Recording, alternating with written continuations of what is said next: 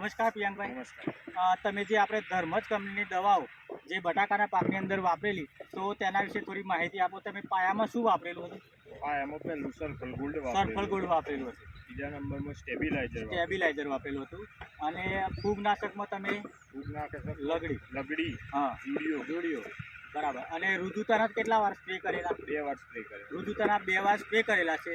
તો ખેડૂત મિત્રો, આપણે એમના પાસે જાણીએ કે હવે તમને આમાં ધર્મજ કંપનીની તમે બધી દવાઓ જે વાપરેલી છે, તો તમે કેવું રિઝલ્ટ જોવા મળે છે? સરસ. અને બીજા ખેડૂતોને પણ ભલામણ છે કે આ વસ્તુ વાપરાય. તો બીજા ખેડૂત મિત્રોને એટલી ભલામણ છે કે તમે જોઈ શકો છો કે આમનો બટાકાનો પાક અત્યારે હાર્વેસ્ટિંગ ચાલુ છે. તો તમે જોઈ શકો છો કે બટાકામાં ઝીણનું પ્રમાણ બહુ ઓછું જોવા મળેલું છે અને બટાકાની સાઇઝ એક સમાન છે. બીજું કે એનું બટાકાની ચમક પણ સારી છે, તો જોઈ શકો છો. તો બીજા ખેડૂત મિત્રોને તમે શું ભલામણ કરવા માંગો?